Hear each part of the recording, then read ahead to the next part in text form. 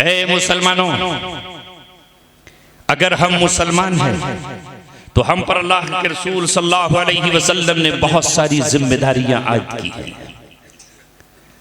तुम आम इंसानों की तरह नहीं हो। तुम्हारा अल्लाह तबारक व तआला ने एक मकाम कुरान में बयान किया है। मैं कहां तक पढ़ूं, सुबह हो जाए तुम थक जाओगे।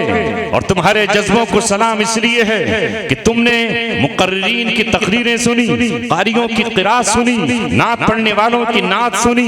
वो आए और अपनी ड्यूटी निभाकर चले गए। गाड़ी में बैठे और सीट पर बेल्ट लगाकर रुखसत हुए।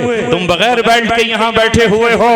ये तुम्हारी मोहब्बत है और तुम्हारी मोहब्बत में अल्लाह तबारक व तआला ने हम जैसों को आपके बीच भेजा है। जैसा कि नाज़िम जलसा ने कहा, मेरे हाथ की हथकड़ियां खुली और पैर की बेड़ियां टूटी और 7 ताले अल्लाह तबारक व तआला ने इस हुकूमत ही के जरिए खुलवाए। इसी दौरे हुकूमत में आया जिसके चारों तरफ जुल्म और सितम के डंके बज रहे हैं। लेकिन हमें हमारा कुरान लम्हा लम्हा, कदम कदम और अल्लाह तबारक व तआला का ये कलाम हमसे ये कहता है कि तुम जिस मकाम पर हो, जिस जगह पर हो, वहां तुम्हें इंसाफ की बात कहनी है, तुम्हें हक बात कहनी है, तुम्हें हक बात कहनी है। वकज़ालिका जअलनाकुम उम्मतन वसता लितकूनू शुहदा अलन्नास व यकून अर्रसूलु अलैकुम शहीदा। और इसी तरह हमने तुम्हें उम्मत वसत बनाया है, यानी तुम्हें बीचों बीच और दरमियान की उम्मत बनाया है, ताकि तुम सारी दुनिया की क़ियादत, इमामत, सियादत और पेशवाई कर सको। आ रही ये बात समझ में? ये टकरा तो नहीं रही इससे? आ रही है साफ साफ? नौजवान बैठे हैं माशाअल्लाह, लेकिन कहने कुछ तैयार नहीं है, कुछ कसम खा के आए। आ रही है आवाज? नहीं। अब मुस्कुराए थोड़ा सा, समझ रहे किसी और से कह रहा। यही जो सफ़न सफ़ा हैं जिनका रोजाना 2 ब्लेड कम से कम चेहरे पे लग जाता है कि कोई एक भी बाल ऊपर न निकल आए, उनसे मेरी गुफ्तगू थी। अल्लाह ताला आपको सुन्नत की अदायगी का शौक, ज़ौक़, मोहब्बत अता फरमा दे। वकज़ालिका जअलनाकुम उम्मतन वसता, तुम्हें हमने इमामत के लिए पैदा किया है और इमाम बीच में मस्जिद में खड़ा होता है। लिहाजा तुम एक ऐसी उम्मत हो कि तुम्हारा अमल सारी दुनिया के सामने नमूना हो और पेश किया जा सके कि ये मुसलमानों का दीन ये है। इसलिए अल्लाह ताला ने हर वो चीज जो नापाक थी, नुकसानदेह थी, ज़रर रसा थी, उसे हराम करार दे दिया। मोहम्मद सल्लल्लाहु अलैहि वसल्लम के काम को बयान करते हुए, उनकी जिम्मेदारी को बयान करते हुए, सुनो नौजवानों और बुजुर्गों सुनो, मोहम्मद सल्लल्लाहु अलैहि वसल्लम को कहा गया यअमुरुहुम बिल मारूफ व यनहाहुम अनिल मुनकर, वो अच्छाइयों का हुक्म करते हैं और बुराइयों से लोगों को रोकते हैं। व यनहाहुम अनिल मुनकर, जितनी भी बुराइयां हैं, वो सूद हो, सूद से रोकते हैं, वो जिना हो, जिना से रोकते हैं, वो शराब हो, वो शराब से रोकते हैं, वो बेहयाई की गुफ्तगू हो, गालम गलोज हो, उससे रोकते हैं, वो एक दूसरे की गीबत हो, बहतान हो, झूठा इल्जाम हो, इससे रोकते हैं, वो कम तोलने से रोकते हैं, वो बिला वजह बोलने से रोकते हैं। यअमुरुहुम बिल मारूफ व यनहाहुम अनिल मुनकर, उन्होंने अच्छाइयों का हुक्म का झंडा उठा रखा है। ये मोहम्मद सल्लल्लाहु अलैहि वसल्लम की शान, और बुराइयों के रोकने के लिए कमर कसरत। क्या हम भी ये कर रहे हैं या नहीं? पूछो अपने दिल से, पूछो अपने महल्ले वालों से, पूछो अपनी कौम से। आगे वयुहर्रिमु अलैहिमुल खबाइस, और जो खबीस चीजें हैं उसे वो हराम करार देते हैं, उसे हराम ठहरा दिया है। मुर्दार हराम है, खिंजीर का गोश्त और खून और उसका हर चीज हराम है। कुत्ते का झूठा नापाक है, किसी का लूटा हुआ माल हराम है, चोरी का माल हराम है, सट्टा हराम है, जुए के जरिए कमाई हुई रकम हराम है, शर्तों के जरिए जीती हुई रकम हराम है, किसी को धोखा देकर जो कमाई की गई है वो हराम है, झूठी कसम खाकर जो तुमने माल कमा लिया है ये हराम है।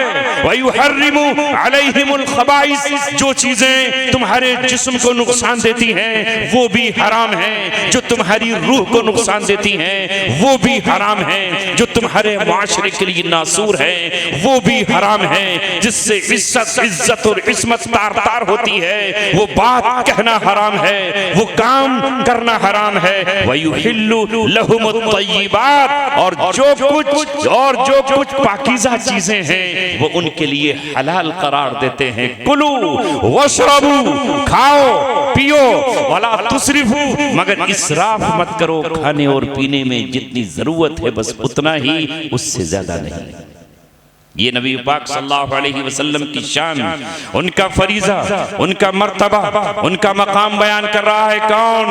रब्बुल आलमीन, जिसने हमें सुनने के लिए कान दिए हैं और देखने को आंखें, बोलने को जबान और गौर और फिक्र के लिए दिमाग और चाहतों और आरज़ुओं के लिए दिल, चलने को कदम, छूने को हाथ। अल्लाह तबारक व तआला कह रहा है उसने इस शान का नबी तुम्हारे पास भेजा।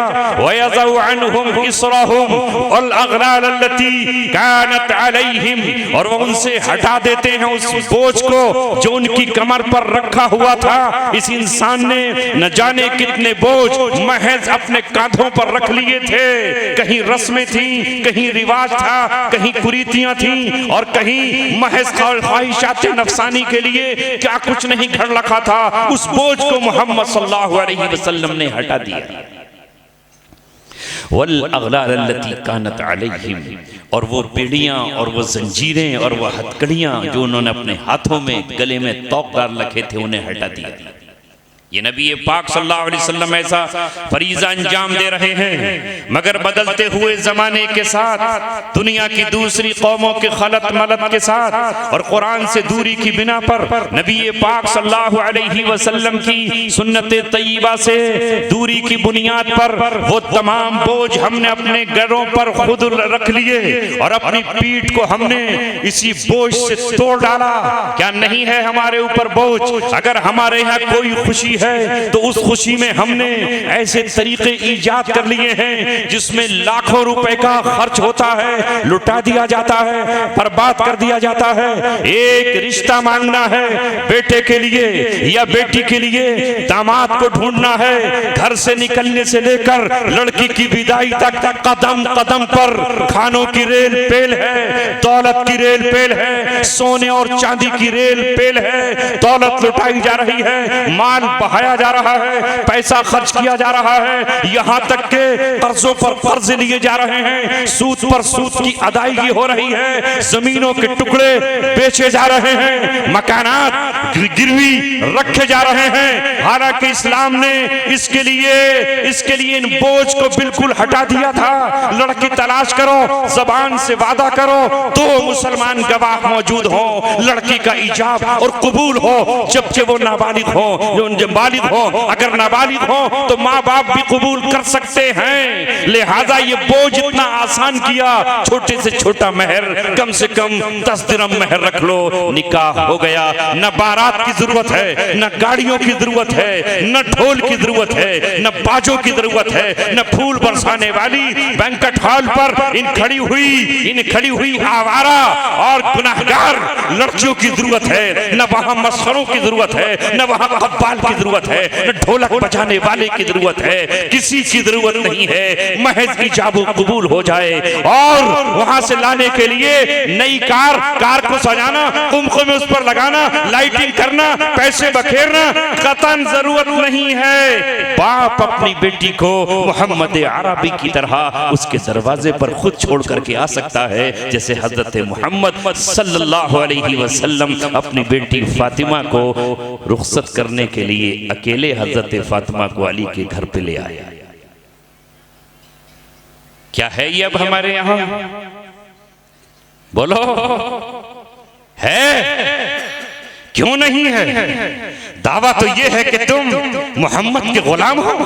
दावा तो ये है कि तुम्हारे दिल में उनके इश्क की लौ उठी हुई है। दावा तो ये है तुम्हारा कि तुम्हारे दिल में मोहम्मद सल्लल्लाहु अलैहि वसल्लम की मोहब्बत का शोला ज्वाला उठा हुआ है। कुछ नहीं, बुझी इश्क की आग अंधेर है, बुझी इश्क की आग अंधेर है, मुसलमान नहीं राख का ढेर है। बेटे की पैदाइश पर खुशियां मनाने कोई मना नहीं करता, मगर तेरे नबी को जब भी खुशी का मौका आया और जब भी अल्लाह ताला ने खुशियां अता की तो उनकी जबान पर अल्हम्दुलिल्लाह है, उनकी जबान पर अल्लाह तबारक व तआला की हम्द सना है। वो जब मक्के को फतह करते हैं और फातिहाना शान से, सिर्फ मक्का ही नहीं है, वो पूरी दुनिया की राजधानी और कैपिटल है। सारी दुनिया का दारुस सल्तनत मक्का में है। रूए जमीन पर अल्लाह तबारक व तआला का घर मक्के में है। तजल्लियात रब्बानी का मरकज मक्का है। कुरान के वही के नुज़ूल का आगाज जहां से हुआ है वो मक्का है। दुनिया में इमामत का सरदार अगर कहीं से उठा है तो वो मक्का है। इस मक्के की सरजमीन को मोहम्मद सल्लल्लाहु अलैहि वसल्लम ने फतेह किया और ये फतह कोई मामूली फतह नहीं थी। बरसों के बाद, सैकड़ों साल के बाद, कई सदियों के बाद मोहम्मद सल्लल्लाहु अलैहि वसल्लम ने आज अल्लाह तबारक व तआला का घर मुशरिकीन अरब के चुंगल से निकालकर अहले इस्लाम के हाथों में दे दिया था और ये कहकर दिया था कि जाओ, मैं तुम्हारा वो पैगंबर आखिर हूं कि अब से पहले यहाँ अबरहा आया था, इसे ढाने के लिए वो हलाक कर दिया। लेकिन आज के बाद खाना-ए काबा को ढाने के लिए कोई चढ़कर नहीं आएगा। कुर्ब क़यामत एक हबशी गुलाम आएगा, वो जब काबे को तोड़ डालेगा तो अल्लाह तबारक व तआला इस जमीन के हर घर को मलिया मेट कर देगा। सूरज बेनूर हो जाएगा, चांद टूट के गिर जाएगा, सितारे बिखर जाएंगे, समंदर चला दिए जाएंगे, पहाड़ रूई के गाले की तरह उड़ा दिए जाएंगे, जमीन में हलचल मचा दी जाएगी और जमीन पर किसी प्राणी को जिंदा रहने का हक नहीं। तो मक्का फतेह किया। कोई चरागा आपने देखा है कोई सीरत की किताब में कि आपने गली कूचों पर आतिशबाजी छोड़ी हो, पटाखे छोड़े हो, कुछ नौजवान आपके नाच रहे हो और कुछ भांगड़ा डाल रहे हो? आपने कुछ ऐसा किया? आपने किया कि आपके गले में नोटों के हार डाले जा रहे हो?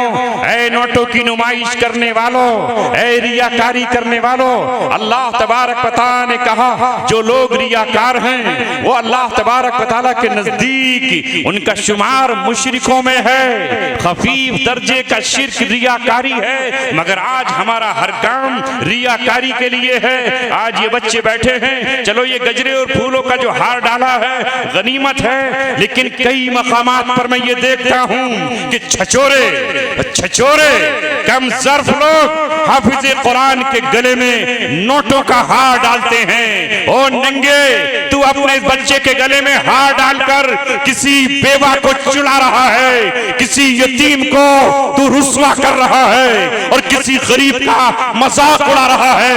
एक बेवा जिसके यहाँ खाने का 2 वक्त का खाना नहीं है, जिसके घर में छत नहीं है, जिसकी ओल्टी टपकती है और जो सर्दियों में भी टूटे फूटे कंबल में और बोसीदा लिहाफ में सोती है, पहवन का उसका लिहाफ है। अगर उसका बेटा हाफिज होकर आएगा उसके गले में कौन नोट डालेगा, उसके गले में कौन हार डालेगा? ऐ दूल्हा, जब तू हार डालकर निकलता है और गाड़ी पर नोट बरसाता है तो जमाना तेरा मजाक उड़ाता होता है कि तेरे माशरे में ऐसे लोग भी हैं जिनको 2 वक्त तक खाना मैसर रही है, जिन्हें दवा की गोलियां मैसर रही हैं। ऐसे लोग भी हैं जिनकी आंखों के सामने अंधेरा है और मोतियाबिंद के पानी की वजह से उनकी आंख का इलाज नहीं हो पाया है। ऐसे लोग भी हैं जिनको बीमारियां लगी हुई हैं, सांसें उखड़ रही हैं, दम निकलने के करीब है, मगर उनके पास डॉक्टर के पास जाने के लिए फीस तक नहीं नहीं है, तू मोहम्मद रसूलुल्लाह का गुलाम नहीं, तू शैतान का भाई है। इन्नल मुबज्जिरीना कानू इख्वान शयातीन, ये जो फजूल खर्ची करने वाले हैं ये शैतान के भाई हैं, शैतान के भाई है। इन्नल्लाह ला युहिब्बु मन काना मुख्तालन फखूरा, अल्लाह तबारक व तआला किसी भी छछोरे को जो अपने को बड़ा ख्याल करता हो, ये बड़ाई जाहिर करने के लिए तो है कि मैंने दुल्हन पे नोट बरसाए। अल्लाह तुझे महबूब नहीं मबगूज और गुस्सा है तुझ पर। तेरा रब तेरा रसूल ये करने नहीं आया। मक्का फतेह हुआ लेकिन कोई जश्न नहीं है, नाच गाना नहीं है, मगर यहाँ तो हमारे नौजवानों की शादी हो या मंगनी हो, बच्चे की पैदाइश पर छठी हो, विलादत हो, खतना हो, यहाँ तो तुम्हारी खतना की सुन्नत तकमील तक नहीं पहुँचती जब तक नाचने गाने वाली, जिस्म बेचने वाली, बदकारी कराने वाली, लोगों को अपनी तरफ माइल करने वाली, लानत ज़दा, लानत का मुस्तहिक बनाने वाली औरत नाचने ना आए। तुम्हारी मोहब्बत रसूलुल्लाह से, ये सब फर्जी दावे। अल्लाह तबारक व तआला के यहाँ धोखा नहीं दे पाओगे। अल्लाह रब्बुल इज्जत के यहाँ सब कुछ ओपन है, दिल की दुनिया खुली हुई किताब है। अगर मोहब्बत उसके रसूल से हो तो एक नौजवान के हाथ में मोबाइल पर वो नंगे बदन की तस्वीर नहीं देखेगा, वो अमेरिका के नाइट क्लब में होने वाला डांस नहीं देखेगा, वो फ्रांस में जो बदकारी और अय्यारी हो रही है, बेहयाई के मनाजिर हरगिज नहीं देखेगा और उसे आगे नहीं भेजेगा। इन्नल्लज़ीना युहिब्बूना अन तशिअल फाहिशतु फिल्लज़ीना आमनू लहुम अज़ाबुन अलीमुन फिद दुनिया वल आखिरा। अल्लाह फरमा रहा है कि जो लोग ईमान वालों में बेहयाई फैलाने को पसंद करते हैं, उसे प्रमोट करते हैं, उसे आगे बढ़ाते हैं और चाहते हैं कि ये बेहयाई फैले, वो बेहयाई बालों की कटिंग के जरिए भी फैलती है। जो किसी औरत के बाल इस तरह काटे जाएं कि जब वो सड़क पर निकले तो नौजवान कल्ब उसे देख करके मचलने लगे, वो बेहयाई मेकअप के जरिए भी फैलाई जा सकती है, वो ऐसे लिबासों के जरिए भी फैलाई जा सकती है जो जिस्म को पूरा न छुपाते हो या इतने तंग हो जिससे जिस्म के उभार नजर आते हो। वो बेहयाई अखबारात में नंगी और गंदी तस्वीरें छाप कर भी फैलाई जा सकती है, वो बेहयाई वो पोस्ट करके और सोशल मीडिया के जरिए भी फैलाई जा सकती है, वो बेहयाई फिल्म इंडस्ट्रीज बनाकर भी फैलाई जा सकती है, वो बेहयाई जगह जगह क्लब बनाकर भी फैलाई जा सकती है। जो भी लोग अहले ईमान में बेहयाई फैलाने की चाहत रखते हैं उनके लिए दुनिया में भी दर्दनाक अज़ाब है और आखिरत में भी। यह हदीस कुरान है। अब जरा सोचो आज का मुसलमान क्या कर रहा है। इन बेहयाई फैलाने वालों से मोहब्बत नहीं करता, उसके बालों की कटिंग बेहया लोगों की तरह नहीं है, उसके चेहरे पर जो निशानात है और जो चेहरा बना रहा है वो किन की तरह है कि इसका चेहरा हजरत बिलाल की तरह है, सिद्दीक अकबर की तरह है? नहीं है। क्या इसके चेहरे पर हजरत अब्बास और इब्ने अब्बास की चमक है, नूर है? नहीं है। ये सैलून में पहुंचकर ये कहता है कि ये सामने जो तस्वीर लगी है इस नंगे की, इस गंदे की, इस भड़ेले की, इस जोकर की, जो लोगों के दिलों का तारा है और आंखों का महबूब है, मेरी भी कटिंग वैसी होनी चाहिए और मेरी भी बनावट इसी तरह होनी चाहिए। भैया कोई स्टेज पर आए तो आने वाले का इस्तकबाल अपनी जगह, लेकिन अल्लाह उसके रसूल की बात गुफ्तगू सुनने का हक अपनी जगह। तुम्हारी तो नजरें 2-2 मिनट में इधर उधर हो रही हैं, ये क्या है? अभी तो कोई मर्द ही आ रहे हैं, अगर यहाँ औरतों की परमिशन होती फिर तुम्हारा क्या हाल होता?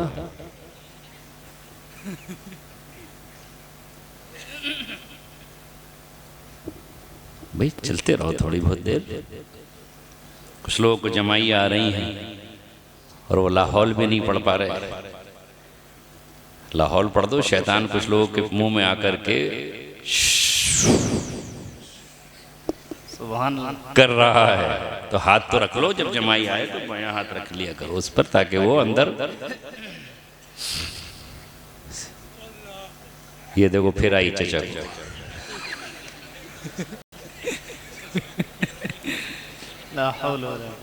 ला हौला वला कुव्वता इल्ला बिल्लाह। बे ओ खबीस, निकल जा हमारी इस महफिल से, बूढ़ों को आकर के परेशान कर रहा है।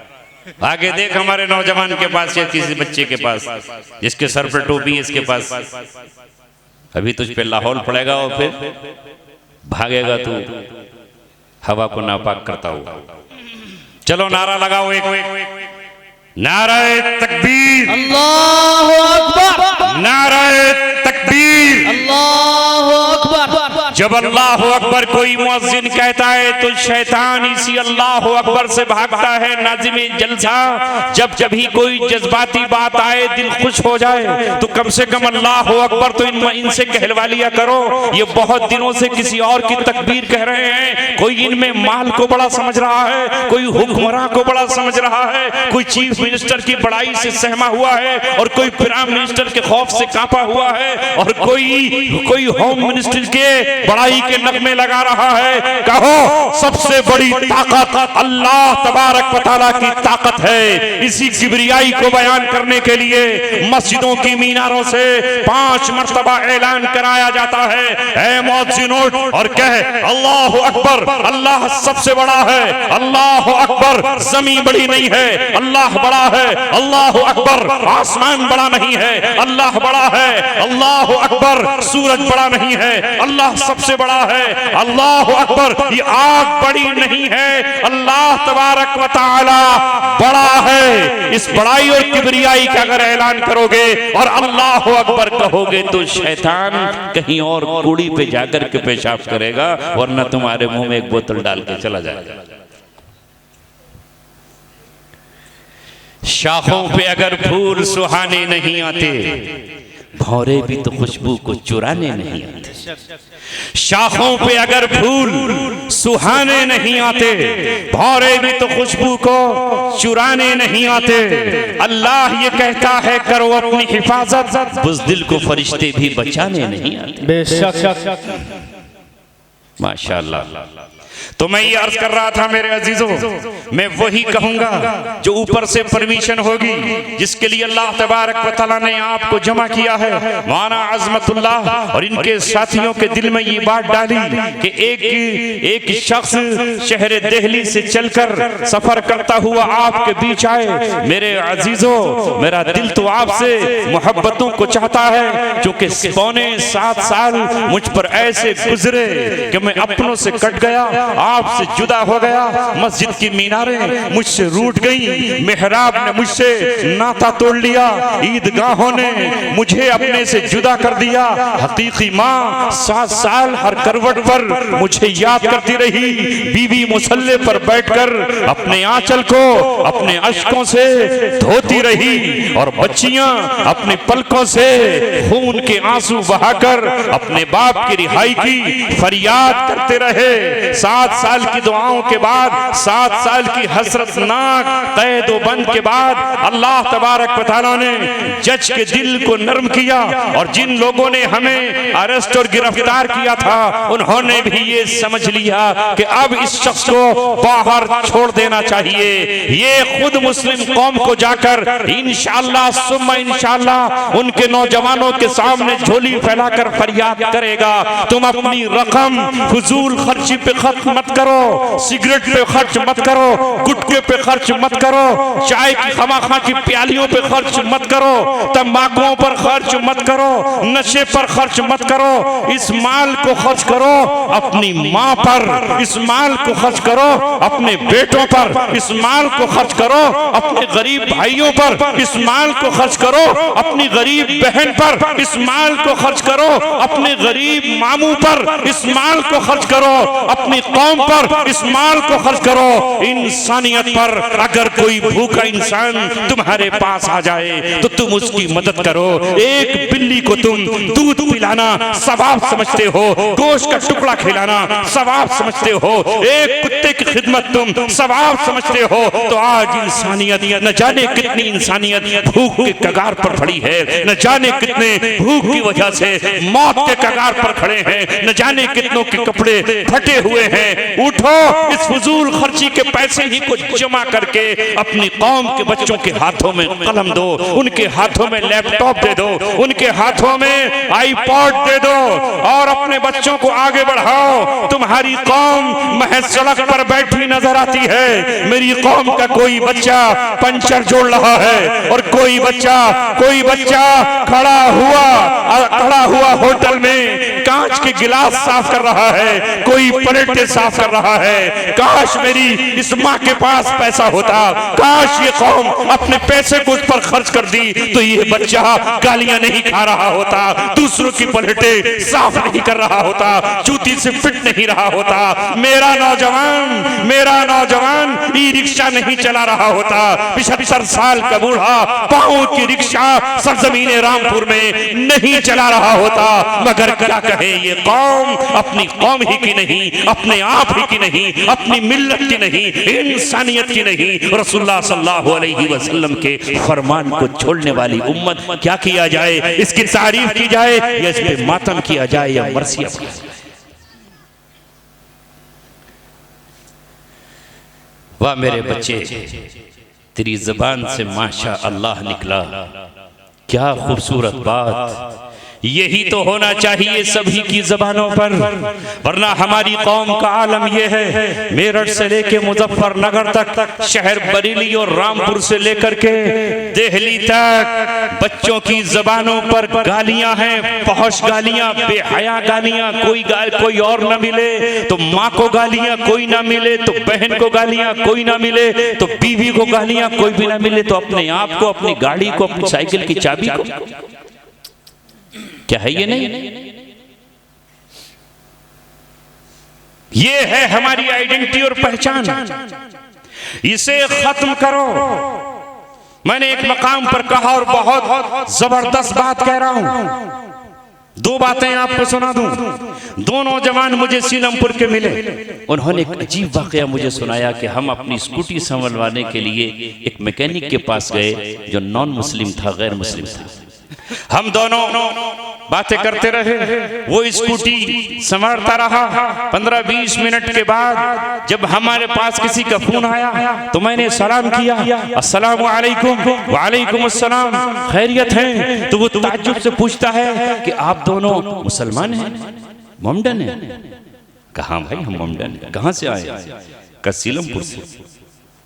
उसने कहा मुझे हैरत हो गई, पहली बार मैंने दो मुसलमान लड़के ऐसे देखे जो 20 मिनट तक गुफ्तगू करते रहे और उनकी जबान से गाली नहीं निकली। वरना जितने भी मुसलमान मेरी दुकान पर अपनी मोटरसाइकिल लेकर आते हैं, बैठने से पहले छूटते ही उनके मुंह से गालियां निकलती हैं। मैं तो समझता हूं कि मुसलमान यही होते हैं। क्या ये शनाख्त हमने नहीं बनाई? ये पहचान हमने अपनी नहीं बनाई? सीलमपुर यही दिल्ली जाफराबाद का इलाका जो मुसलमानों की आबादी से पटा हुआ है, जहां जब से वो सीट बनी है, जब से दिल्ली में एमएलए की सीट बनी है, वहां से मुसलमान ही जीतता है। आज तक टोटल मुस्लिम इलाका है, मगर वहां आप ये देखिए कि वहां पर कत्ल की शरह क्या है। एक मुसलमान दूसरे मुसलमान का कत्ल कर रहा है। कातिलों के अड्डे हैं, पूरे गैंग हैं, गैंग वार मुसलसल चल रही है। 15 साल 13 साल 12 साल 16 साल के बच्चे कत्ल के फिराक में गलियों में घूम रहे हैं और हमें कत्ल का तमगा मिल जाए, हमारा शुमार कातिलों में हो जाए, हम मर्डर करने वालों में हो जाएं, हमारे नाम का डंका बज जाए, हम पैसा वसूलने वाले हों। ये मुसलमानों के बेटे हैं। मेरे एक दोस्त है, एक वकील, उन्होंने ये कहा मुफ्ती साहब, कल मैंने SHO को फोन किया किया और फोन करके ये कहा कि मेरे क्लाइंट की आप चार्जशीट भेज दीजिए, अब दिन हो गए हैं। तो एसएचओ का जो फोन आता है उसने मेरे वजूद को हिला दिया और मेरा पूरा जिस्म लरजने लगा, सर से पैर तक मुझ पर कपकपी तारी हो गई। उसने ये कहा कि मैं भूल गया, मुझे चार्जशीट भी भेजनी थी। रोजाना मुझे तुम्हारे किसी कत्ल होने वाले नौजवान का पंचनामा भरना होता है। कभी बीरजपुरी में हूँ तो कभी बिरहमपुरी में हूँ, कभी वेलकम में हूँ, कभी करदमपुरी में हूँ, तो कभी मैं जाफराबाद में हूँ, कभी चौहान बांगर में हूँ, कभी इस गली में, कभी उस गली में। रोजाना तुम्हारे नौजवान और तुम्हारे मुसलमान कत्ल हो रहे हैं और मुझे पंचनामा भरने के लिए जाना होता है। हाल ये है तुम्हारी बेगैरती का, बेहिसी का, सर्फी का, एहसास के खत्म हो जाने का, जमीर के मुर्दा हो जाने का, दिलों पर तुम्हारे कालक चढ़ जाने का कि इधर नौजवान का कत्ल होता है, उसकी माँ घर में रो रही होती है, बहनें तड़पती होती हैं, भाई चला गया, हाय कमाने वाला चला गया। किसी का शौहर जाता है तो बीवी चूड़ियां तोड़ करके उजड़े हुए सुहाग का मातम कर रही होती है। 4 महीने 10 दिन की इद्दत के लिए चारपाई पर बैठ जाती है। हाय एक नजर मुझे अपना शौहर दिखा दो, एक नजर मुझे अपना बेटा दिखा दो। माँ तड़पती है, बहनें तड़प रही होती हैं, भाई सोचते हैं आसरा चला गया, सहारा चला गया। मगर है मुसलमानों, तुम्हारी बेहिसी का ये आलम है। यहाँ लाश पड़ी हुई है, खून में लपत है, और यहाँ नौजवान मुर्गा खा रहा है, कबाब खा रहा है, चाय पी रहा है, नहारी खा रहा है। तुम्हारे यहाँ मातम भी नहीं है, अफसोस भी नहीं है। हमारे इलाकों में अगर एक कत्ल हो जाए तो साल भर तक उसकी धमक सुनाई देती है कि फलां का कत्ल हो गया। किस किस पहलू पर माशरे की इस्लाह करने चले, बताओ तो सही मुझे, कौन आएगा तुम्हारी इस्लाह के लिए? क्या पैगंबर का इंतजार कर रहे हो? पैगंबर तो नहीं आएगा। क्या लूत अलैहिस्सलाम तुम्हें समझाने आएंगे? वो तो अपनी मुद्दत पूरी कर चुके। क्या हजरत मूसा का दूसरा जन्म होगा? नहीं, हमारा अकीदा नहीं है, वो नहीं आएंगे। मोहम्मद आखिर भी 12 रबीउल अव्वल पीर का दिन 11 हिजरी को इस दुनिया से रुखसत हो चुके हैं। वो दोबारा लौट कर नहीं आएंगे। इस उम्मत की इस्लाह कौन करेगा? बताओ तो सही। ये मस्जिद के इमाम हैं जो तुम्हारे हालों पर रोते हैं, ये मुअज्जिन है जो तुम्हारे लिए तड़पता है, ये मदरसे का मुदर्रिस है जो तुम्हारी हाल पर आंसू बरसाता है। इन्हें किसी जलसे में लगता है कि ये अब्दुल समी दर्द का पुतला है, कसक का पुतला है, इसने दर्द झेला है और दर्द की सुइयां इसके जिस्म में आज भी चुभी हुई हैं और आज भी उसकी चुभन मौजूद है। इसे बुला लेते हैं, शायद इसकी फरियाद, शायद इसकी आहें, शायद इसके आंसू, शायद इसकी जबान तुम्हारे दिलों को नरम कर दे और तुम अपने दिलों के पत्थर दिली से बाज आ जाओ। हाय नौजवानों, जब नौजवानों को देखते हैं कि वो शराबें पी रहे हैं, क्या कहें, कैसे रोकें? हम तो हुकूमत वक्त से कहना चाहें, लेकिन कहने के जभी तो हकदार हो कि जब हम भी कुछ करें। इस नशे को रोकने के लिए हम इंतजामिया और पुलिस की मदद भी ले सकते हैं, मगर हमारे महल्ले महल्ले नशा बिक रहा है, स्मैक बिक रही है। एक नौजवान मेरे साथ 3 नंबर जेल में था, नाम लहूं तो कहीं सोशल मीडिया के जरिए उसकी बेइज्जती और तौहीन ना हो जाए। कैसा खूबसूरत नौजवान, चमकता दमकता नौजवान, उसके चेहरे को देखो तो खुशी के आसार जाहिर हो जाएं, हमें देखकर खड़ा हो जाए, मुसाफा करे, हम नमाज की दावत दें तो नमाज पढ़ने लगे और हमसे ये कहे, हजरत बताइए आपके लिए जान हाजिर है, आप पे सब कुछ कुर्बान कर दूंगा।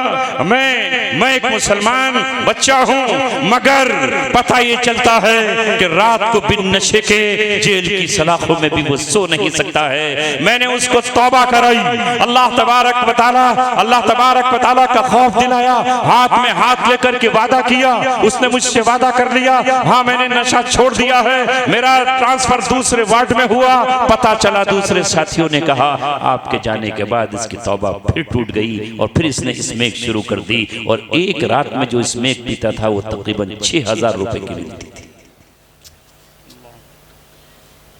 क्या करे वो माँ, जिसने अपना बेटा भी खो दिया। खोने से मुराद ये कि जेल में गया तो कब्र ही में तो चला गया, और 6,000 रुपए का और इंतजाम करे मुलाकात पर कि इस बेटे को इस मेघ देकर आए। हाय मुसलमानों, हमारा माशरा कहां से कहां पहुंच गया, किन हालात पर पहुंच गया है। इसकी इस्लाह की हमें बेपनाह जरूरत है, और इसके लिए हमें आगे बढ़ना होगा। अपने माल को माल कमाओ, इस्लाम ने माल कमाने को मना नहीं किया है, लेकिन उसके बेजा लुटाने को मना किया है। एक खराबी हो तो बताऊं, एक तरफ कत्ल है, दूसरी तरफ चोरी की वारदात है। मेरा छोटा भाई, वतन मेरा रामपुर है, रहता मैं दिल्ली हूं, लेकिन पूरा खानदान शहर रामपुर रहता है।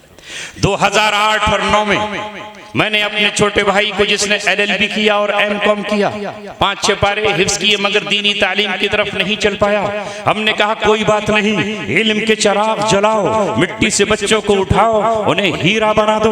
वो इस काबिल तो हो कि अपनी दरख्वास्त लिख सकें, वो इस काबिल तो हो कि थाने कचहरी में FIR के लिए कागज के सीने पर कम से कम अपना दर्द तो बयान कर सकें। किसी ऑफिस में जाएं तो DM से बात कर सकें, SSP से बात कर सकें। अगर इस काबिल हो जाएं कि हुक्मरानों की जबान अंग्रेजी में बात कर सकें, तो हो सकता है कि बहुत से जख्मों का मदावा मिल जाए। स्कूल उसका खुलवाया हमने, मगर इस कौम का आलम यह है कि जब वो स्कूल बड़ा होने लगा और वो उठाकर उसे खेत पर ले गया, तो चोर वहां गैर मुस्लिम और नॉन मुस्लिम ये काम नहीं अंजाम दे सकते। मुसलमानों का काम ये कि नल ही तोड़ करके ले गए, टाइल्स तोड़ दी और दरख्त उसके काट दिए। जब उसकी हिफाजत के लिए कैमरा लगाया तो टीन शेड छत काटी, बैटरी उठाकर ले गए, और जिसमें CD रिकॉर्ड होती थी वही चुरा करके।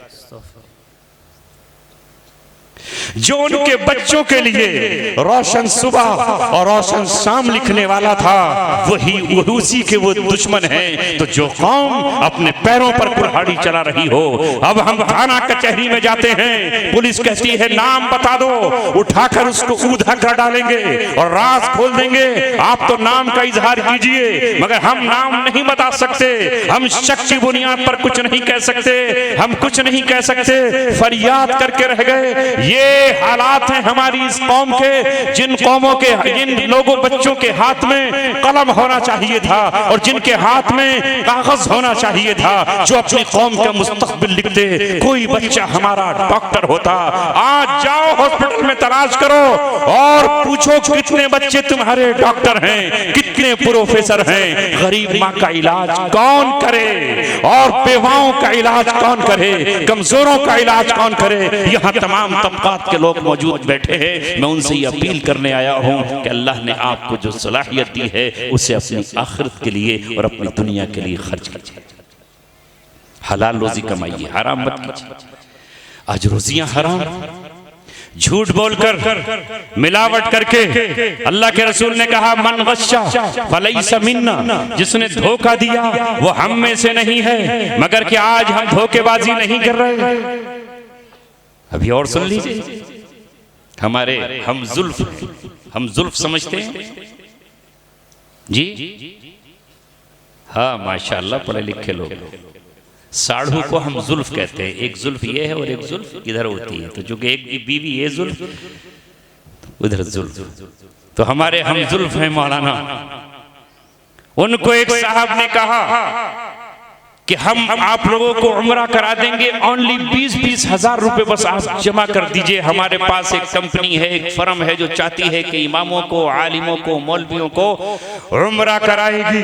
वो खुशी से झूम उठे कि 20,000 में उम्रा, 50,000 रुपए कंपनी देगी और बाकी आपका काम हो जाएगा। अब जिसने खाने काबा की ज़ियारत न की हो, वो उसके दीदार के लिए कितना मचलता है। जिसने रोज़ा अक़दस की ज़ियारत न की हो, वो गुंबद खजरा के दीदार के लिए कैसा तड़पता है। अल्लाह अकबर। जिसने मदीना न देखा हो, वो मदीनों के गलियों के लिए कितना झूमता है। इन्होंने सोचा कि 20,000 में काम चल रहा है, 50,000 कोई साहिब खैर होंगे, अल्लाह वाले होंगे, वो करा देंगे। 55 या 50 लोगों से 20-20 हजार इकट्ठे किए और कहा रफू चक्कर। कंपनी ने मना कर दिया है, माल तुम्हारा हड़प। सुभान अल्लाह, अल्हम्दुलिल्लाह, माशाअल्लाह।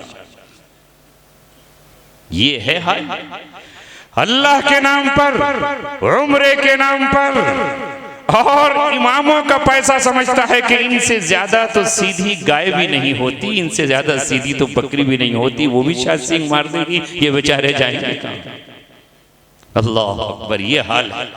धोखा हराम के लुक़्मे अपने पेट में डालना और उसे खौफ खुदा नहीं और मेहनत नहीं कर रहा। नौजवानों, आपसे कह रहा हूं, ये 10 उंगलियां और 2 हाथ अल्लाह तबारक व तआला ने कमाने के लिए भी दिए हैं और अपने दिफा के लिए भी दिए हैं, पूरे जिस्म की जरूरत के लिए भी दिए हैं। जो नौजवान अपने हाथ से हलाल कमाई करता है, अल्लाह तबारक व तआला को वो हाथ वैसा ही महबूब है जैसा कोई अपने मुल्क की, अपने कौम की, अपने दीन की हिफाजत के लिए जंग करता है। अल्लाह को जैसे वो हाथ पसंदीदा है, वैसे ही ये मजदूर का हाथ भी अल्लाह को पसंदीदा है। वो हाथ जो कमाता है, अल्लाह तबारक व तआला के हबीब ने फरमाया उसे जहन्नम की आग नहीं छुएगी। ऐ नौजवानों, मैं तुम्हें उभारने आया हूं, ये सोच करके मजदूरी करना कि अल्लाह का प्यार मेरे हाथ पे उतर रहा है, ये मेरा हाथ जहन्नम से बचा हुआ है। और ऐसा नहीं है कि अल्लाह तबारक व तआला हाथ को तो बचा ले और हाथ काट के तुम्हें जहन्नम में भेज दे। लिहाजा इस हाथ के सदक़े में तुम भी जहन्नम से बचा लिए जाओगे।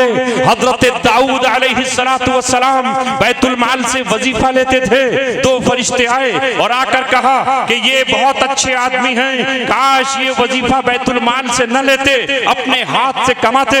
उसी दिन से हजरत दाऊद ने अपने हाथ में हथौड़ियां ली और उन्होंने भट्टी दहकाई और सीने पर बांधने वाली जिराह का इंतजाम करने लगे, यानी बुलेट प्रूफ जैकेट बनाने लगे, अपने हाथ से कमाने लगे। एक तरफ वो बादशाह वक्त भी है, दूसरी तरफ वो रसूल भी है जिस पर ज़बूर उतरी है, और तीसरी तरफ वो नबी भी है, इबादत गुजार भी है और अपनी कुर्सी पर बैठता है तो चीफ जस्टिस भी है, मुंसिफ भी है, तिलावत करता है ज़बूर की तो परिंदे ठहर जाते हैं और पहाड़ अपनी जगह कायम रहते हैं। मगर वक्त निकाल कर वो मेहनत करता है, मजदूरी करता है। अल्लाह तबारक व तआला ने कहा, मेरे महबूब ए दाऊद, जालूद के लश्कर को शिकस्त देने वाले तेरे 3 पत्थरों ने जालूद के लश्कर को शिकस्त दी थी, बैतुल मुक़द्दस को आजाद कराया था, कौमे अमालका से तूने आजादी का परवाना लिखा था, तो मैं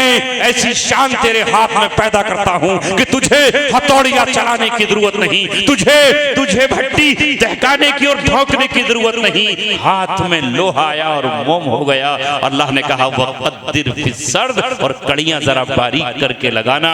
नबी रसूल होकर ये मजदूरी का काम अंजाम दे रहे हैं, मगर आज हमारा नौजवान सोचता है कि बैठे ही बैठे लैपटॉप पर सट्टा खेल लो।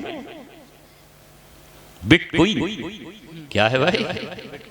बिटकॉइन कौन है? लविश कुमार आ रहा है नाम ना, आ रहा है। करोड़ों रुपया मुजफ्फरनगर का लगा हुआ है, बहुत से आलिमों का लगा हुआ है। मैं उलमा से भी दरख्वास्त कर रहा हूं, मैं इनसे भी ये कह रहा हूं, किसी के चक्कर में आने की जरूरत नहीं है। अपने माल से खुद छोटी ही सही जायज तिजारत करो। कोई तुमसे ये कहे कि मेरे साथ 1 लाख रुपया दे दो और 1 लाख रुपया लेकर के 8,000 रुपए महीना तुम्हें देता रहूंगा, आप समझते हो कोई बात नहीं, बीवी के जेवर बेचो और 1 लाख रुपया दे दो। इसी तरह न जाने कितने मक्कार, अय्यार, फराडी, धोखेबाज, कौम को हलाक करने वाले, और सबसे पहले ये जालिम आलिमों के पास जाते हैं, इमामों के पास जाते हैं कि इन बेचारों की थोड़ी सी तनख्वाह होती है, घर में जो जमा पूंजी है, जो रमजान में कुरान सुनाने के बाद हदिया और नजराना मिल जाता है, उसे ही जमा कर लो। ऐसा ही दिल्ली में एक शख्स ने न जाने कितने इमामों को डसा हुआ है, कितने इमामों को लूटा हुआ है, कितने इमामों को रुलाया हुआ है, फॉर्च्यूनर गाड़ी में टहल रहा है। और जब हम किसी के पास जाते हैं कि भाई फला इमाम साहब का 2 लाख रुपया पर फंसा हुआ है, तो वो कौम के जो सरबराह बनते हैं, जिम्मेदार, वो कहते हैं भाई हम क्यों इसमें सिफारिश करें, तो मौलवियों का मामला है। अल्लाह अकबर, बदमाशों का होता तो हल हो जाता, मौलवी का कौन हल करे? हालांकि इस कुरान ने कहा मन यशफा शफाअतन हसनतन यकुल लहू नसीबुम मिनहा, जो कोई किसी की अच्छी सिफारिश करता है तो उसके लिए अल्लाह तबारक व तआला के यहाँ से सवाब लिखा जाएगा, सवाब का एक हिस्सा है। वमन यशफा शफाअतन सय्यतन यकुल लहू किफ्लुम मिनहा, और जो कोई किसी की बुराई में सिफारिश करता है तो उसके लिए उतना ही गुनाह उसके नामे आमाल में लिखा जाएगा। ये है तुम्हारे अल्लाह का पैगाम, ये है तुम्हारे नबी का पैगाम। अब मुझे आप बताओ कि आप जो मैंने बातें कही हैं समझ में आई, अमल करने की भी कोशिश करेंगे या नहीं करेंगे? यहाँ कोई ऐसा तो नहीं जिसने शराब किसी वक्त पी ली हो, नशा कर लिया हो, वो छोड़ सकता है? अगर ऐसा हो गया हो तो आज तौबा कर ले। हम उसके राज को फाश नहीं करना चाहते, तौबा कर ले। बहुत से नौजवान जो शेखी में सिगरेट पीते हैं, किस लिए पीते हैं? शेखी है ना, ये योगा झाड़ला उसका। अरे भाई कितने की आ रही है आजकल एक सिगरेट, और उसमें डिब्बे में कितनी होती है? 10। कितनी हो गई? 100 रुपए। तो जो पीने वाला है एक डिब्बी में काम चल जाएगा उसका? नहीं चलेगा ना, क्योंकि इधर खुद निकालेगा तो उसकी डिब्बी खोलती भी दूसरी, 3 तो होएगा ही कम से कम। 30 रुपया ये गया। हाय नौजवानों, अगर इसे छोड़ दे, पीना तो हमें भी आती है ना, हम भी पी सकते हैं, या बैठते और छोड़। रामपुरी शानो शौकत दिखाते नवाबों की? नहीं, इसको भी बचा लो, और इसको बचा करके अगर तुम जमा करो, एक डिब्बी की मान लो 100 हो गए ना, महीने के कितने? 300, 3000। ये पढ़े लिखे बच्चे की पहचान है, तो उसने काउंट कर दिया फौरन। तो 3000 रुपए अगर तुम अपनी मां को दे दो अलग से, अम्मी आज से मैंने सिगरेट छोड़ दिया, ये 3000 रुपए महीना तुम्हारे हैं। अगर 3 बेटे हों और 3-3000 रुपए दे दे तो 9000 हो गए ना अम्मी के। ये 3000 आप बीवी को दे दे, नहीं उसको नहीं देंगे, धुएं में उड़ाना है हमें, चूंकि शान अपनी जाहिर करनी है, कोई शान नहीं। इसी बचा गुटका डाला और मुंह में चल रहा। कैंसर को खुद दावत दे रहे हैं, खुद दावत दे रहे हैं मुंह। मैंने ऐसे नौजवान देखे जिनका मुंह खुलता नहीं पूरा। मैंने कहा भाई मुंह क्यों उनका नहीं खुल रहा, क्या? किसी साहब ने बताया, मुफ्ती साहब जो गुटखा खाने लगता है तो उसका मुंह पूरा नहीं खुलता, वहीं रह जाता है अधूरा। इस गुटके ने, खबीस ने दूसरी ग़िज़ाएं खाने के लिए मुंह भी तंग कर दिया, और अल्लाह ना करे, अल्लाह ना करे अगर कैंसर हो जाए तो क्या होगा? इसे छोड़ दो। शराब तो बहुत आगे की चीज ही, नहीं भी छोड़ दो। एक चीज और अपील कर रहा हूं, आप सब लोग थक गए माशाल्लाह, लेकिन कोई बात नहीं, फैसला आपने ही किया, मुझे पहले बिठा देते तो मैं जल्दी चला जाता। अगर आपने अल्लाह के रसूल की मोहब्बत में कारी फ़हीम साहब की नाते सुनी, बुजुर्गों की बातें सुनी, तो मुझ गरीब की फरियाद भी सुन लीजिए। मैं सिर्फ आपसे कुछ अपील करने आया। नंबर 1, आने वाला रमजान, इस रमजान में हर शख्स अपने माल, अपनी जायदाद, जो तिजारत का सामान है उसे काउंट करे, उसका हिसाब लगाए और ज़कात अदा करे। इंशाअल्लाह करेंगे इंशाअल्लाह। आपके यहाँ उलमा हैं, मुफ्तियान हैं, इनसे पूछें। नंबर 1, तिजारत के मेरे पास प्लॉट हैं, उसकी क्या ज़कात बनती है? बीवी के पास इतना सोना है, इतना चांदी है, मेरे पास इतना पैसा है, ये 4 चीजें मिला करके, कैश, तिजारत का सामान और सोना और चांदी, 4 चीजों पर ज़कात है।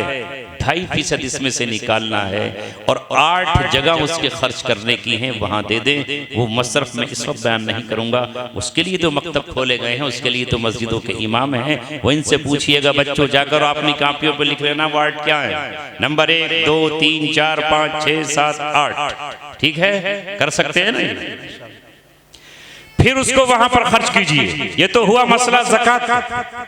जिस तरह सदक़े फित्र आप अदा करते हैं, बड़ी जिम्मेदारी के साथ फित्र अदा करना है, फित्र अदा करना है, इसी तरह अगर अपनी कौम को ऊपर उठाना है और अपने लोगों को ऊपर उठाना है तो ज़कात के अलावा जो कुरान ने खर्च करने की हमसे बात कही है, जगह जगह मन युक़रिज़ुल्लाह क़र्ज़न हसना मसलल्लज़ीना युनफ़िक़ूना अम्वालहुम फ़ी सबीलिल्लाहि कमथली हब्बतिन अंबतत सबअ सनाबिला फ़ी कुल्लि सुंबुलतिन मिअतु हब्बा वल्लाहु युज़ाइफ़ु लिमन यशा वल्लाहु वासिउन अलीम।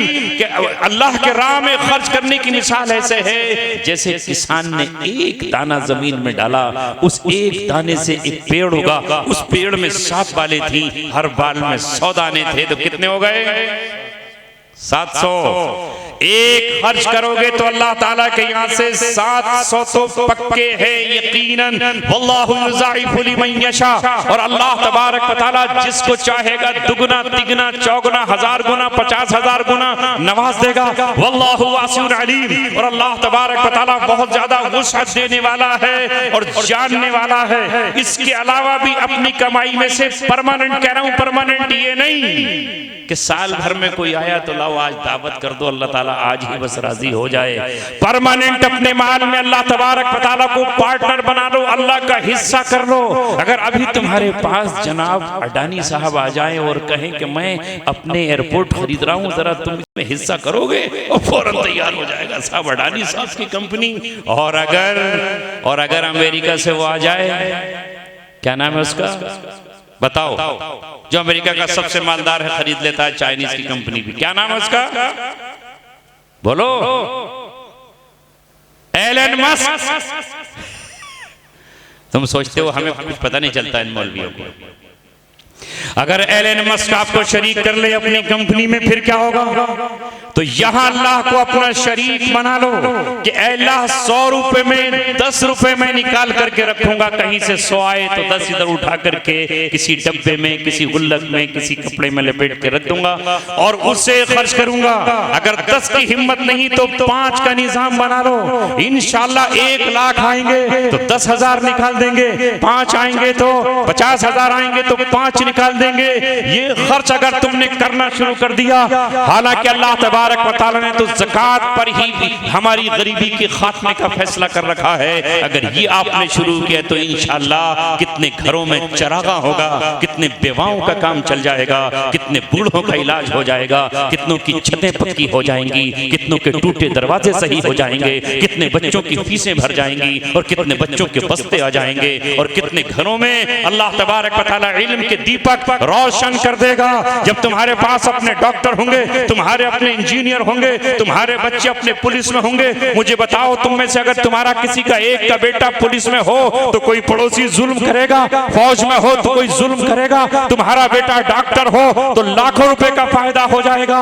एक साहब ने बताया कि 12-15 लाख का खर्च था, मगर एक डॉक्टर साहब से जब ताल्लुक हुआ तो वो 2 लाख रुपए में पूरा हो गया। मेरा तो एक शागिर्द था, मेरे एक भांजे का खर्च तकरीबन ऑपरेशन का अपोलो हॉस्पिटल में 10-12 लाख का था, मगर उस शागिर्द ने जिसने चंद लम्हों से पढ़े थे कहा मुफ्ती साहब जरूरत नहीं है, इनकम का एक सर्टिफिकेट बनवाना है जो 1 लाख से कम का हो, ये इलाज 20% में अपोलो में सबसे हाई प्रोफाइल डॉक्टर से करा दिया जाएगा, सीट भी मैं बुक करा दूंगा और सब कुछ हो जाएगा, आपको लाइन में लगने की जरूरत नहीं है। और उसने ऐसा करा दिया।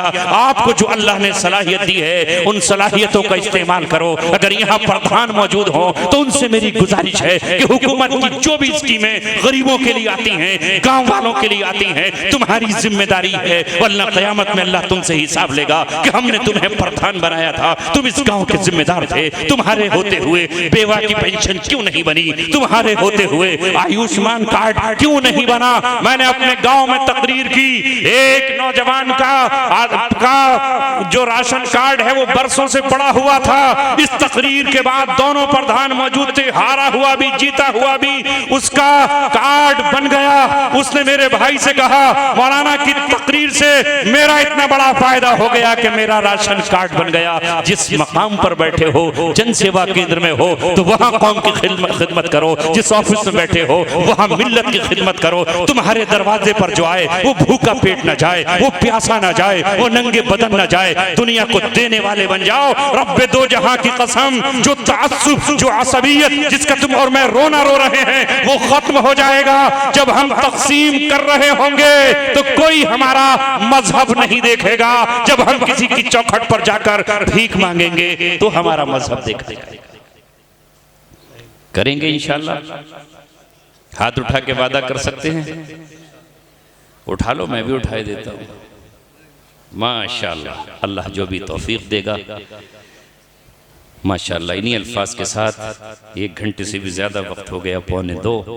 अब तहज्जुद पढ़ लेना जा करके, और फजर में भी उठ जाना। उठ जाएंगे इंशाअल्लाह। ये आज की माफ़ है। फजर में भी उठने की पूरी कोशिश करना। अल्लाह ताला हमें आपको अमल की तौफीक अता फरमाए। वमा अलैना इल्लल बलाग। ऐलान फरमाए। बाद अब बैठ जाएं और इंशाअल्लाह उसके बाद आप लोग अपने घर चले जाएंगे।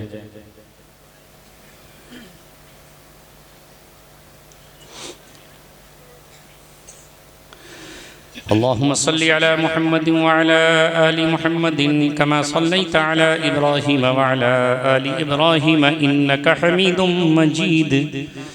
रब्बना ज़लमना अनफुसना व इन लम तग़फिर लना व तरहमना लनकूनन्न मिनल खासिरीन। ला इलाहा इल्ला अंत सुब्हानक इन्नी कुन्तु मिनज़ ज़ालिमीन। अल्लाह हम सब के गुनाहों को माफ़ फरमा। ऐ मौला हमारी ख़ताओं को दरगुजर फरमा। ऐ रब्बे करीम, तू अपने अर्श से बैठा आज अलीपुर की सरजमीन को देख रहा है। ऐ अल्लाह, तू हमारे कलाम और हमारी गुफ्तगू को सुन रहा है। ये इस मजमे की देन है, ये इस मजमे ही की अता है, ये इस अवाम ही का पैसा है जिससे ये बज़्म सजाई गई है। ये दस्तरखान इस अवाम का है। अल्लाह, स्टेज पर लगा हुआ पैसा इनका है। आने वाली सवारियों का किराया इस कौम ने अपनी जेब से दिया है। ये वो दीवाने, ये वो फरजाने, ये वो मस्ताने हैं जिन्होंने किसी तवाइफ को नहीं बुलाया, नाचने गाने वाले, या किसी फिल्म स्टार को नहीं बुलाया, किसी कव्वाल और किसी शायर को नहीं बुलाया। बुलाया तो उलमा को बुलाया, कुरान के वारिसीन को बुलाया, हदीस के वारिसीन को बुलाया। अल्लाह, तेरा नाम लेने वाले, मस्जिदों में चिराग जलाने वाले, तेरी तकबीर के नगमे सुनाने वालों को बुलाया। है मेरे मौला, इस मजमे की मग़फ़िरत फरमा। जो कुछ गुनाह हो गए हों, जवानी से लेकर आज तक सारे गुनाह माफ़ फरमा दीजिए। अल्लाह, हमने न जाने कब कब गुनाह कर डाले। ख्यालों में गुनाह किए, फिक्रों से गुनाह किए, तसव्वुरात में गुनाह किए, तख़य्युलात में गुनाह किए। गुनाहगार दिल को भी बना लिया, जहन को गुनाहगार बनाया। ज़बान न जाने कितनी मर्तबा गुनाह से लथपथ हो गई। ये कान गुनाहगार बने, ये आंखें गुनाहगार बनी। लेकिन है मेरे मौला, आज ये दिल रो रहा है, ये आंखें आंसू बहा रही हैं, ये हाथ तेरे सामने फैले हुए हैं, जिस्म पर कपकपी तारी है। रब्बे करीम, हमारा हर गुनाह माफ फरमा दीजिए, हर खता माफ फरमा दीजिए। हमारे बाप के गुनाह माफ फरमा, भोली भाली माँ के गुनाह माफ फरमा दीजिए। हमारी प्यारी दादियों और नानियों के गुनाह माफ फरमाइए। रुए जमीन पर बसने वाले एक एक मोमिन के गुनाह माफ फरमा। अल्लाह, ये मजमा रोता बिलकता, तड़पता और सिसकता हुआ, अल्लाह पूछते पूछते, सवाल करते करते, फरियाद करते करते आ गया है। लोगों, बताओ तो सही, हमारी ज़रूरत कौन पूरी करेगा? हमारा ख्याल कौन रखेगा? हमारी बीमारी में कौन हमारी मदद फरमाएगा? किसके दर से शिफा मिलेगी? किसके घर से रोजी मिलेगी? कौन है जो हमारी फरियाद सुनता है? सबने तेरा घर बता दिया, सबने तेरा नाम बता दिया, सबने तेरा रास्ता बता दिया। अल्लाह, हम गिरते पड़ते एक बूढ़े की तरह, जिसकी लाठी टूटी हुई है, जिसके घुटनों में जान तक नहीं है, गिरता पड़ता दीवार पकड़ते पकड़ते आपके दरवाजे पर आ गया। अब हमने रोते बिलखते आपके सामने अपना दामन फैलाया है, खाली हाथ है। अल्लाह, इनमें नेमतों को डाल दीजिए। हम गरीब हैं, हमारी गरीबी को दूर कर दीजिए। हमारे टूटे हुए घर बता रहे हैं कि हम गरीब हैं। हमारी छतों पर पुरानी छत पड़ी हुई हमारी गरीबी का ऐलान कर रही है। अल्लाह, टूटा हुआ फर्श हमारी गरीबी का ऐलान करता है। हमारे घरों पर पड़ी हुई टीन शेड और टाट के पर्दे बता रहे हैं कि हम दौरे हाजिर के मुफलिस हैं। अल्लाह, तेरी चौखट के सिवा कहीं नहीं जाएंगे, तेरे सिवा कहीं फरियाद नहीं करेंगे। किसी किसी चौखट पे सर नहीं झुकाएंगे। अल्लाह हमारे पड़ोसियों को देने वाले हमें भी नवाज दे, हमें भी नवाज दे। अल्लाह अल्लाह दूसरों के बच्चों को देने वाले, अल्लाह लोग कहते हैं इनके बच्चों ने कमाया, इनकी तकदीर बदल गई, इनके बच्चों ने कमाया, इनके यहाँ उजाले और खुशियाँ आ गई। ऐ मेरे मौला हमारे भी बच्चों के हाथों में बरकतें डाल दे, उनकी तिजारतों में बरकत डाल दे अल्लाह, उनकी मजदूरियों में बरकत डाल दे अल्लाह, उन्हें हलाल रोजी नसीब फरमा दीजिए। जिंदगी कितनी सी बची है ऐ मेरे मौला, अब तक परेशानियों में गुजारी, अब तो हमें सुकून अता फरमा, राहत अता फरमा। ऐ मौला हमें चैन नसीब फरमा। ऐ रब्बे करीम हमारी आंखों में खुशियों के जुगनू रोशन फरमा। हमारे बच्चे जो कॉलेज में, स्कूलों में, यूनिवर्सिटीज में, मदरसों में, मकतबों में और दारूम में पढ़ रहे हैं, ऐ मेरे मौला उनकी तालीम कबूल फरमा अल्लाह, उनके अच्छे ख्वाब पूरे फरमा अल्लाह, उनकी तरक्की पर तरक्की के फैसले फरमा। ऐ रब्बे करीम उनके राह में जो रुकावटें हैं उस रुकावट को दूर फरमा। हमारे मुल्क में जो असबियत की आंधी चल रही है अल्लाह इसे मोहब्बत में तब्दील फरमा दीजिए। तूने तो कहा है तू जिसे चाहेगा हमारे बड़े से बड़े दुश्मन को दोस्त बना डालेगा।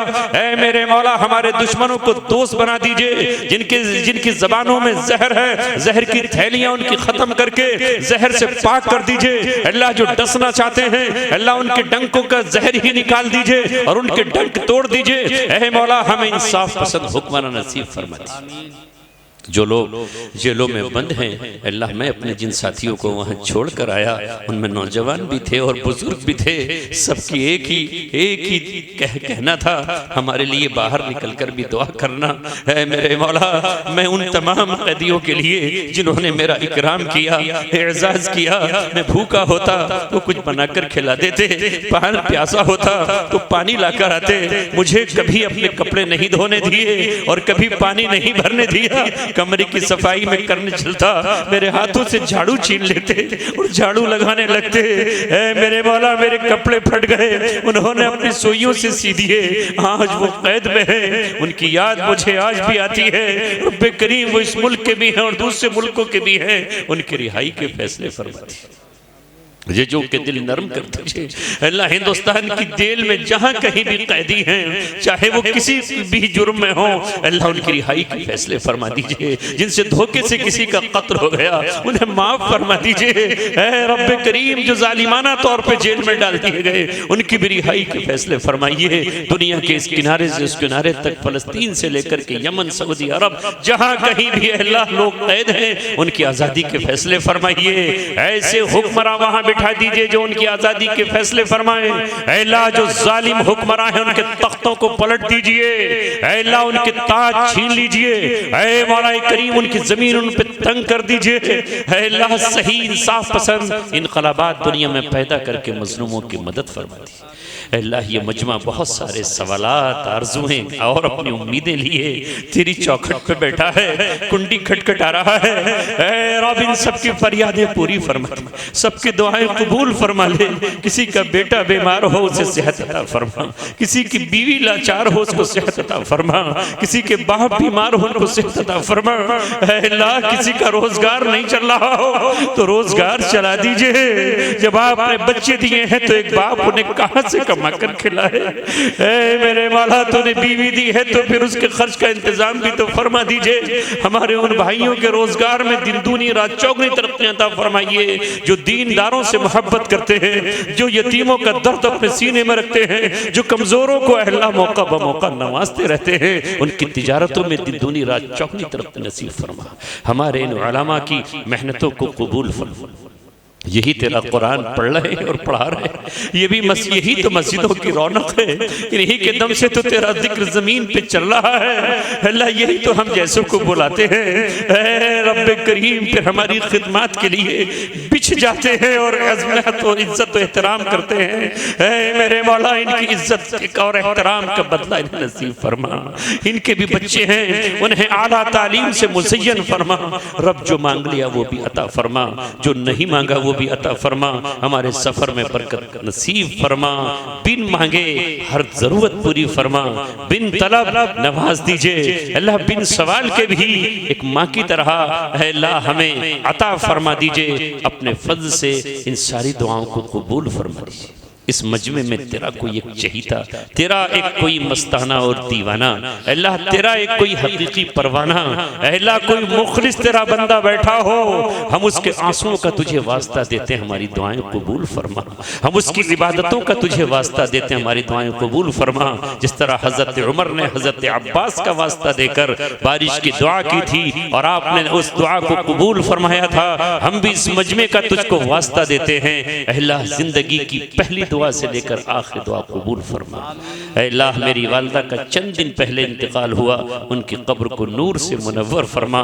जो कुछ सवाब उनका बेटा कमा रहा है मेरे मौला उनके खाते में डालकर माँ की कब्र को सुकून से भर दीजिए, राहत से भर दीजिए। उस माँ ने पूरी जिंदगी दुख ही उठाए, परेशानियां ही उठाई, यहाँ तक के बुढ़ापे में बड़ा बेटा उसका जो उसकी किफालत और अयादत और उसका खर्च उठाता था वो जेल चला गया।